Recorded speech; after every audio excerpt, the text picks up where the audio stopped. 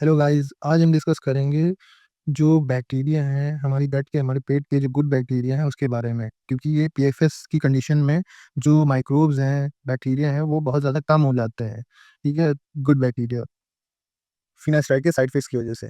तो क्या होता है, इसमें 2 पार्ट हैं। पहला पार्ट है ये टेस्टोस्टेरोन को कैसे इन्फ्लुएंस करता है, और दूसरा है ये न्यूरोस्टेरॉइड को कैसे इन्फ्लुएंस करता है।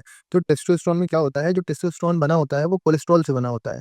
तो कोलेस्ट्रॉल जैसे उसको बनाता है लैक्टोबैसिलस और बिफिडोबैक्टीरियम करके 2 माइक्रोब्स होते हैं। ये जो है हमारा कोलेस्ट्रॉल लिपिड मेटाबॉलिज्म में हेल्प करते हैं। तो जब लिपिड मेटाबॉलिज्म में कुछ भी इश्यू आता है तो वो कोलेस्ट्रॉल पे ऑब्वियसली आएगा, तो कोलेस्ट्रॉल का मेटाबोलाइज़ेशन नहीं हो पाता है, तो टेस्टोस्टेरोन सिंथेसिस भी फिर कम होता है। जो रॉ मटेरियल उसको चाहिए रहता है टेस्टोस्टेरोन बनाने के लिए, उसकी वजह से टेस्टोस को नहीं मिलता है, तो उसकी वजह से वो कम रहता है। फिर एक एंजाइम आता है जिसका नाम है बीटा ग्लूकुरोनीडेज़, ठीक है?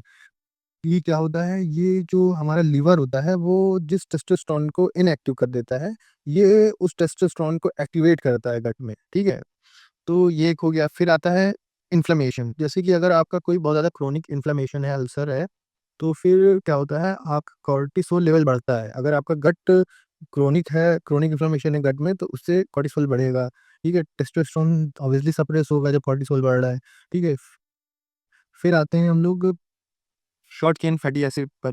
ये क्या होता है, ये एक सब्सटेंस बनाते हैं जिसका नाम होता है बुटीरेट, ठीक है? ये क्या करता है, ये टेस्टिकुलर फंक्शन और लीडिंग सेल को सपोर्ट करता है। ये दोनों चीज़ें आपका टेस्टोस्टेरोन जो बनाते हैं। तो ये 4 पॉइंट इधर हो गया। फिर हम आते हैं न्यूरोस्टेरॉइड पर, ठीक है? तो न्यूरोस्टेरॉइड क्या आती है, जैसे डीएचई, प्रेग्नेनोलोन, एलोप्रेग्नेनोलोन, ये आपका न्यूरोस्टेरॉइड हार्मोन है। तो इनको कैसे इन्फ्लुएंस करता है? तो जो न्यूरोस्टेरॉइड होते हैं, ये भी हमारे कोलेस्ट्रॉल से बने होते हैं, ठीक है? तो अगेन जब लिपिड मेटाबॉलिज्म सही से होता नहीं है, तो कोलेस्ट्रॉल का जो रॉ मटेरियल चाहिए होता है न्यूरोस्टेरॉइड बनाने के लिए, वो उसको इतना नहीं मिलता है, तो न्यूरोस्टेरॉइड का सिंथेसिस कम हो जाता है। फिर आता है हमारा गाबा एंड सेरोटोनिन मॉड्यूलेशन, ठीक है? बहुत सारे जो हमारे बैक्टीरिया हैं, लाइक लैक्टोबैसिलस बैक्टीरियोइडस, ये हमारे सेरोटोनिन और गाबा बनाते हैं, ठीक है? तो जब अगेन ये कम हो जाते हैं, तो फिर ये दोनों चीज़ें भी नहीं बनती हैं। तो ये भी इन्फ्लुएंस करता है, ठीक है? ब्रेन स्टेरॉइड एक्टिविटी को, ठीक है? तो फिर आ जाता है हमारा एचपीए एक्सेस रेगुलेशन, ठीक है?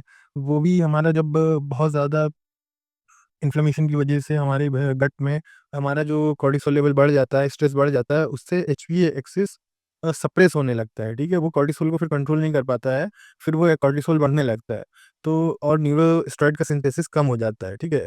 फिर चौथा पॉइंट आता है डायरेक्ट माइक्रोबियल मेटाबोलाइट, मतलब जो डायरेक्टली न्यूरोस्टेरॉइड और ये न्यूरो एक्टिव कंपाउंड ये सब बनाते हैं, वो माइक्रोब्स भी बनाते हैं। तो वो भी जब अगर माइक्रोब्स कम है, तो अगेन ये सारी चीज़ें होंगी। तो आप देखिए कितनी जगहों पे हमारा जो ये गट बैक्टीरिया है, गुड बैक्टीरिया जिसको हम लोग बोलते हैं, ये कितनी जगहों पे एक्ट कर रहा है।